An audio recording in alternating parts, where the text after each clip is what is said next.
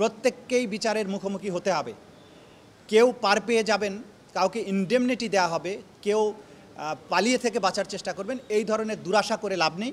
কেউ অপরাধ করে পার পেয়ে যাবেন এইটা বিশ্বাস করার কোনো সুযোগ এই বাংলাদেশে থাকবে না। আওয়ামী লীগের প্রভাবশালী নেতা এবং তাদের যুগ্ম মহাসচিব মাহবুবুল আলম হানিফ সহ কুষ্টিয়ার আরও 3 জন নেতার বিরুদ্ধে ক্রাইমস অ্যাগেন্স্ট হিউম্যানিটির অভিযোগ আমলে গ্রহণ করেছেন। তাদের বিরুদ্ধে গ্রেপ্তারি পরোয়ানা জারি করেছেন এবং আগামী 14ই অক্টোবর এই পলাতক আসামিদের গ্রেপ্তার করে ট্রাইব্যুনালে উপস্থিত করার জন্য দিন ধার্য করেছেন। আপনারা জানেন যে আমাদের তদন্ত সংস্থা যে তদন্ত রিপোর্ট এখানে দাখিল করেছেন, সেখানে তারা সুস্পষ্টভাবে তথ্য প্রমাণাদি উপস্থাপন করেছেন।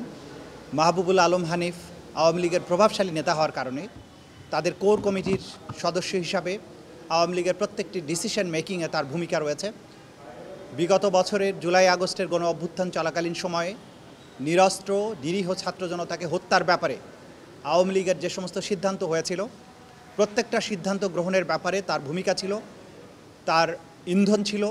বিশেষ করে ওবায়দুল কাদের যখন সাংবাদিক সম্মেলন করে ছাত্রদেরকে ঠেকানোর জন্য আওয়ামী লীগ ছাত্রলীগ যথেষ্ট বলে মন্তব্য করেছিলেন, এই সমস্ত কাজের সাথে তিনি সবসময় উপস্থিত থেকে এই কাজগুলোকে ফ্যাসিলিটেট করেছেন।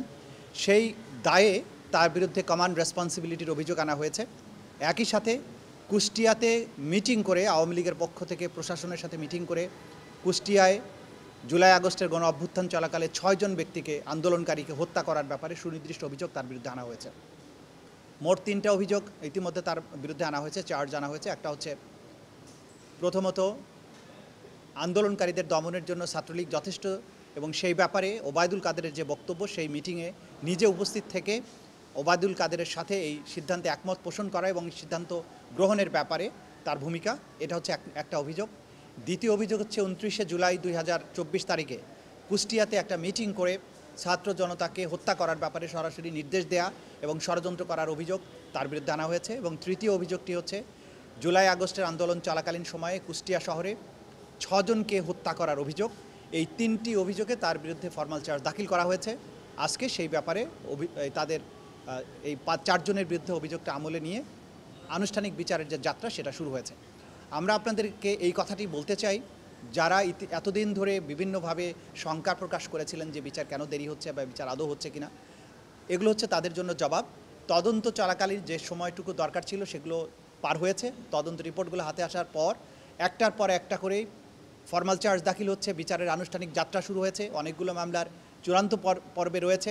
সুতরাং জাতির যে প্রত্যাশা ছিল যে এই নিকৃষ্টতম হত্যাকারীদের, গণহত্যাকারীদের, মানবতা বিরোধী অপরাধ সংগঠনকারীদের বিচার এই বাংলাদেশে যাতে হয়, সেটা হওয়ার ব্যাপারে আন্তর্জাতিক অপরাধ ট্রাইব্যুনাল সঠিক রাস্তায় আছে।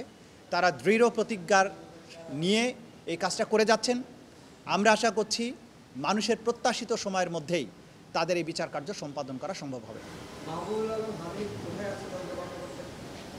পলাতক আছে, এটাই রিপোর্ট। পলাতক থাকলে কোথায় আছে সেটা তো আর সুনির্দিষ্ট করা যায় না। তাকে গ্রেপ্তারের জন্য সর্বাত্মক চেষ্টা চালানো হয়েছে, পাওয়া যায়নি। ফরমাল চার্জ দাখিল হওয়ার পরে আবারও গ্রেপ্তারি পরোয়ানা জারি হয়েছে, আবারও তারা চেষ্টা করবেন এবং যতক্ষণ পর্যন্ত তাদেরকে গ্রেপ্তার করা সম্ভব না হবে আইন শৃঙ্খলা রক্ষাকারী বাহিনী তাদের পেছনে লেগে থাকবেন, চেষ্টা করবেন তাদের গ্রেপ্তার করে বিচারের মুখোমুখি করার জন্য। যদি মুখোমুখি করা না যায়, আইনের সুনির্দিষ্ট বিধান আছে, আইনের বিধান অনুযায়ী এই বিচার কার্য পরিচালিত হবে। আমরা যেটা আপনাদেরকে বারবারই বলেছি, সপ্তাহে একবারে হবে না, ক্রমান্বয়ে একটার পর একটা হতে থাকবে। এগুলো ম্যাচিউর স্টেজে আছে, যথাসময়ে তার ফলাফল আপনারা দেখতে পাবেন। প্রত্যেককেই বিচারের মুখোমুখি হতে হবে। কেউ পার পেয়ে যাবেন, কাউকে ইনডেমনিটি দেওয়া হবে, কেউ পালিয়ে থেকে বাঁচার চেষ্টা করবেন, এই ধরনের দুরাশা করে লাভ নেই। ন্যায় বিচার সবসময় তার আপন গতিতে চলবে এবং আইন নিরপেক্ষভাবেই কাজ করবে। কেউ অপরাধ করে পার পেয়ে যাবেন এইটা বিশ্বাস করার কোনো সুযোগ এই বাংলাদেশে থাকবে না।